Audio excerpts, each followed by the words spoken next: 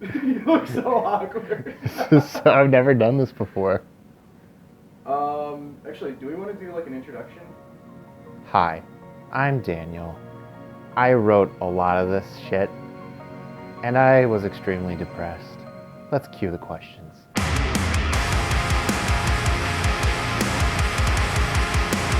I have just kind of played with a couple of people, over the last 8 years. There's my original, I guess, band that actually kind of did something was As Daylight Falls, but Dustin and I had this little garage band called Until Tomorrow. We wrote one 30-second demo, spent the entire summer eating pizza, drinking Mountain Dew, playing video games, and said we were a band. And those are about the only two real things I can attribute to, yeah. This was, for all intents and purposes, this is my first real band. So realistically, I was only part of 2 bands prior to. So there was the very first band when I was 16 years old, right here in this very basement, Until Tomorrow, that we did absolutely dick with. We fucked around for a summer and claimed that we were in a band and might have tried to profit off of it. We didn't get anywhere with that though. And then there was As Daylight Falls.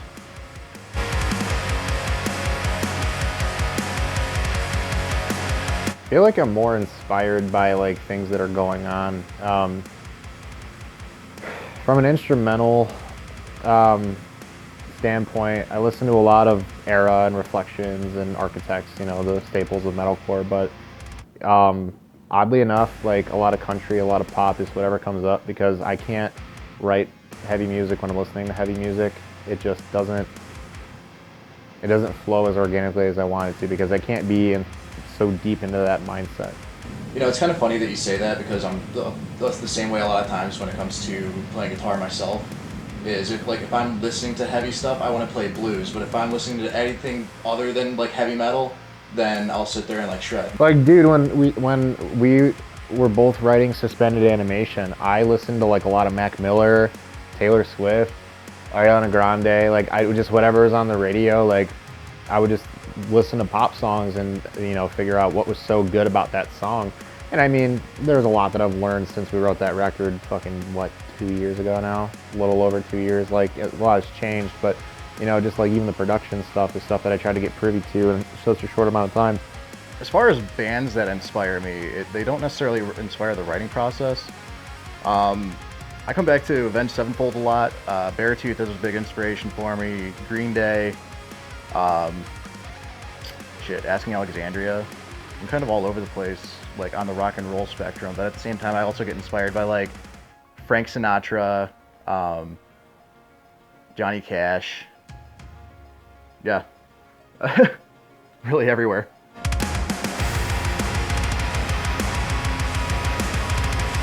Architects, because Architects. There needs no explanation. Then we're in the same magazine that they featured on the cover of, so.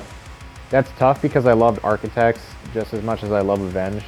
Probably Avenged, just because I feel like a lot of my guitar playing now and a lot of like the undertones of what inspired this record was my obsession with that band when I was a teenager. So yeah, probably Avenged. Avenged Sevenfold, hands down. Listen, they got to play with Metallica. They are my Metallica.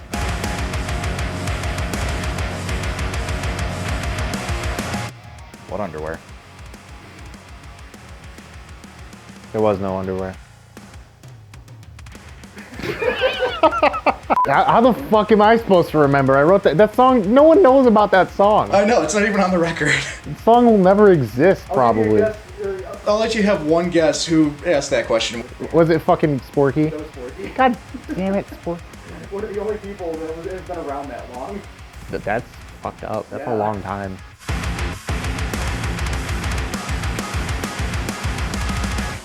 Jack Daniels, Sadness, and Mania. Honestly, like, I wish I could say I'm being a sarcastic asshole about it, but I mean, literally just, it's, hey Dustin, what are you doing? Nothing. All right, come over and track this chorus, and then I write the same riff for 45 minutes straight until Dustin tells me to not do that anymore. and then I actually start working, and then I demand a smoke break, more alcohol, and then usually by the point that I'm drunk is when actual stuff gets done. Typically drunk, whether that's on whiskey or beer. For a real answer though is either I come up with like a little bit of a guitar riff and I just throw it to Dan and be like, here, make it good. I'm not the guitarist of the band. My ideas don't make it into songs very often, but what they do, like, I struck gold. A lot of it is like I'll come up with lyrics kind of in my head and then try to flush those out, give them to Dan and be like, here, let's try to make something of this. Or he'll come to me with a song with an instrumental and I'll start writing lyrics to that. Write a riff and toss it in the riff bucket. And then, you know, when other inspiration strikes, I'll, you know, toss more riffs in the riff bucket and just see if they fit. A lot of, oddly enough, when I'm at work, I hear songs and stuff in my head, so I'll go into the bathroom at work and I'll just be like, da, da, da, da, da. Like, I'll literally sound out a riff and then I'll try to recreate it when I'm home, whatever tuning works best.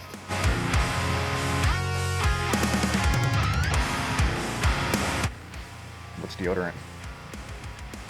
Because metalheads don't know what fucking deodorant is. Am I wrong?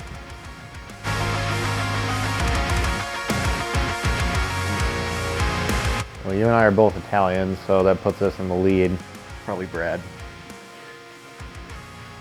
I'm gonna say, because he's not here to defend himself, I'm gonna say Brad is the biggest nipples in the band.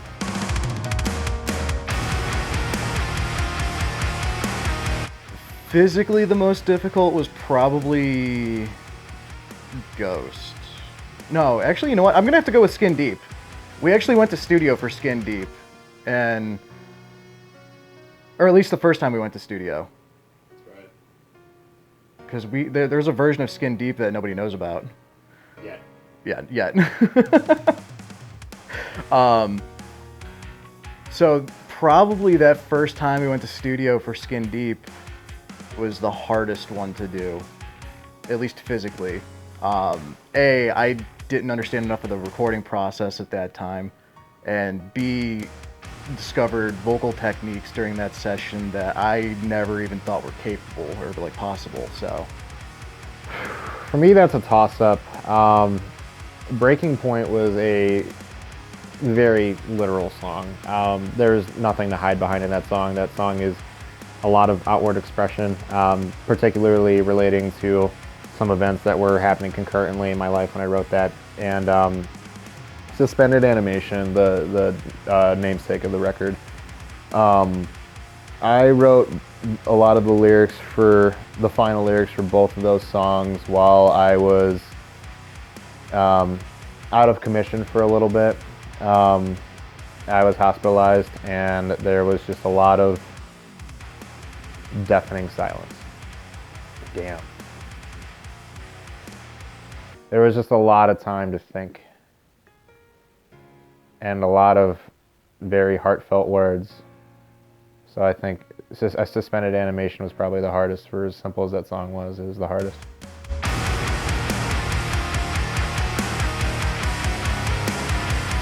That was fucking dope. Our homie, Sporky, hooked that up, and that was a pleasant surprise at practice one day. I was like, huh. I was expecting him to rip that shit apart because, like, you know how those things go. He's like, yeah, this is what it's about. Cheers to the underdogs. And I'm like, I'm an underdog. I don't know if I actually said that, but I was thinking it, and I was just like, wow. it's fucking awesome. Kind of like what Dan said, like, it was kind of a nice way to end our band practice. Was we were notified like, hey, you're going to be on the stream. Hell yeah. Been trying to get on there for months. Not necessarily us, but Sporky was trying to get us on there for months. And then he tells us that, like, hey, you're gonna be on there. Sweet. He sent us a link and we got to watch it at the end of practice the one day, and we were all fucking stoked, especially because we know he's so critical on bands, especially up and coming bands. So underdog. Yeah.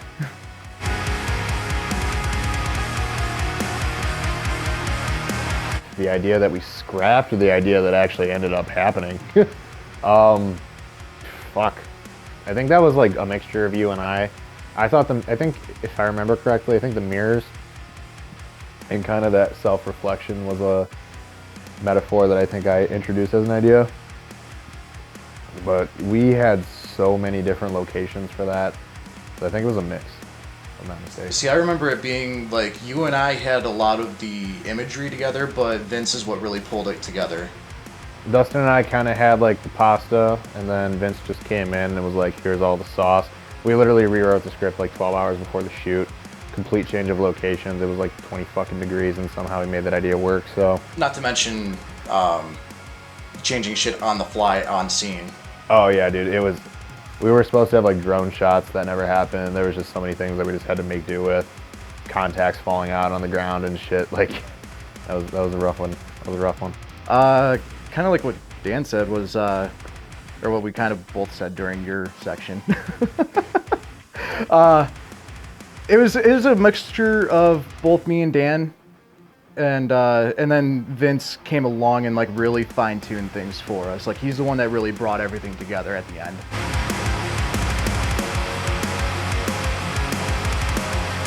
It's the only thing in life that I cannot fuck up. Sure you can. I've watched you do it. No, it's the only thing in life I know how to do. I mean, I've had dry spells where I haven't played music, and that's all I got. So I guess it's a way for me to just give myself some sense of purpose in this world, is to just constantly have my feet dabbled in the water. You know, that's no matter what project it is or what I'm working on, that struggle to just find some sense of identity is what keeps me going.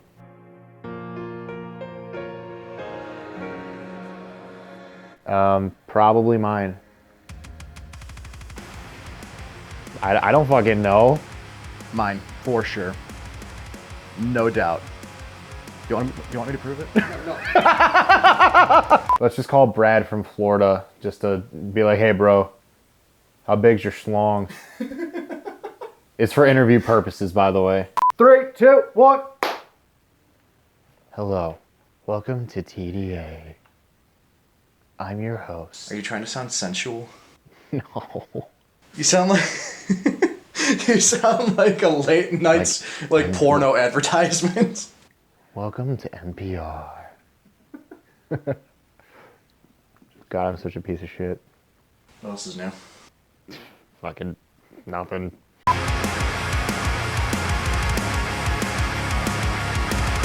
I was admittedly under the influence of the married iguanas when I was a junior in high school. Shout out my psychology class. And we were talking about Sigmund Freud and his take on the dream analysis. And I awoke for a split second and I went, dude, that's my name. And that was it. That's honestly the story. There was no deep meaning to it. I was just fucking high in psychology class. Drugs. You'd be like, I was really high in class, you're just gonna cut drugs. You gotta say it more seriously. Drugs.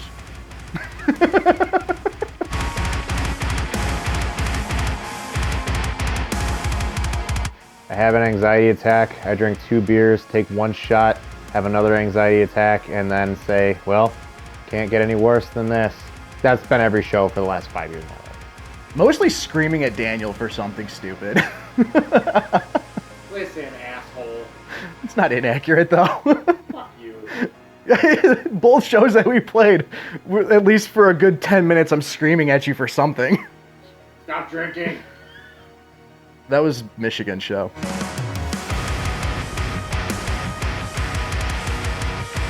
Okay, Architects fanboy here. Getting in AP, shout out Whitney Shoemaker, fucking love you. Putting us in like top 10 bands or something you need to know this month on the Architects cover. That was probably the most meaningful thing so far.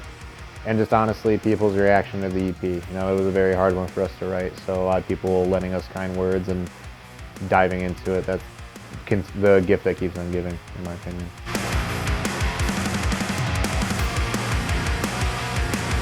Hardest lyric. Shit, there's so many on there that like really stand out to me that Like, probably my favorite song in terms of lyrics I had mostly written would be Illuminate.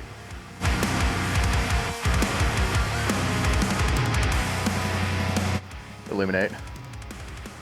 Favorite memory of Just saying, representing.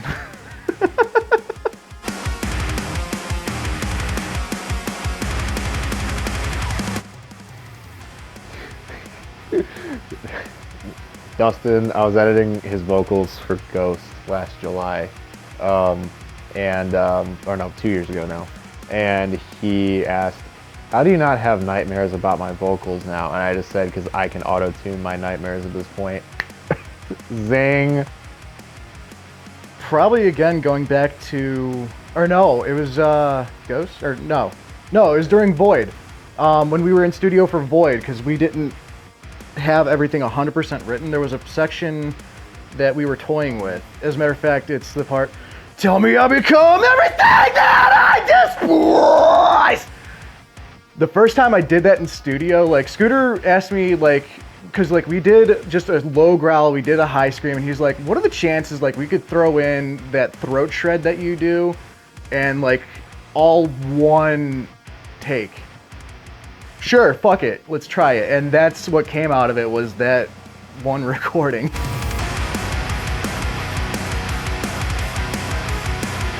My wireless took a shit at our first show. It was actually my Black Majesty. I just had no sound, and I was like, huh, this is where it ends. Before a show? God, fuck.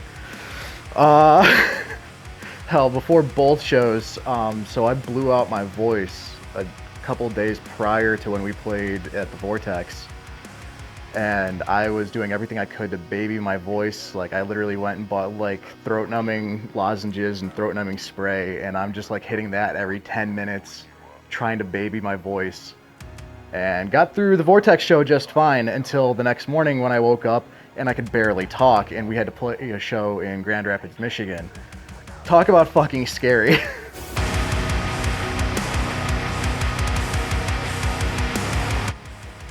Dude, all the fucking time. I can't stay focused for shit. I am a struggle. I drive the struggle bus. When it comes to writing music, at least, I need a smoke break every 10 minutes and at least a bottle of Jack Daniels. Never. I am a creative god. Everybody else wishes they were me.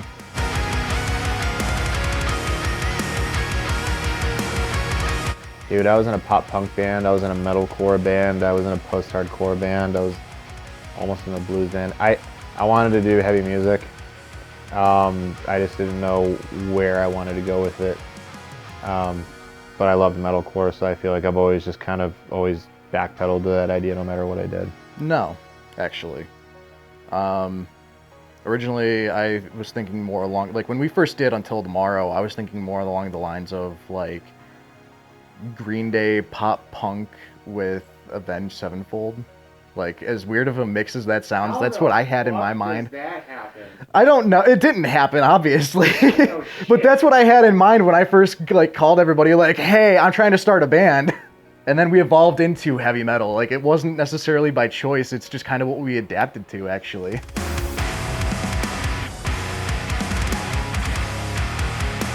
No bullshit. Suspended Animation, I wrote, was originally like a diary to me. You know, a lot of the lyrics that were originally on that record are, you know, permanently locked off for only my eyes. And there's a lot of lyrics that Dustin contributed from our struggles. So serendipitous yet connected.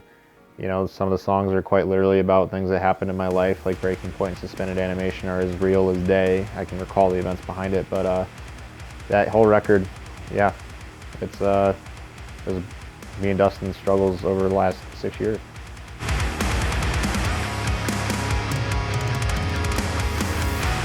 I remember I talked to one of my high school English teachers after a couple of years that I graduated, talking about piano, and we were also talking about some things that were going on in my life. And when I went home, I just started playing piano, and that's where that first part came up. And the inspiration was kind of a jaded love song. You know, that like your love for me was only skin deep. I wanted to make it a ballad, and then it became one of our songs. Inspiration behind Skin Deep. I mean, it's definitely personifying like your inner demons. That was the way I had wrote at least half those lyrics, was trying to personify something that you can't physically see.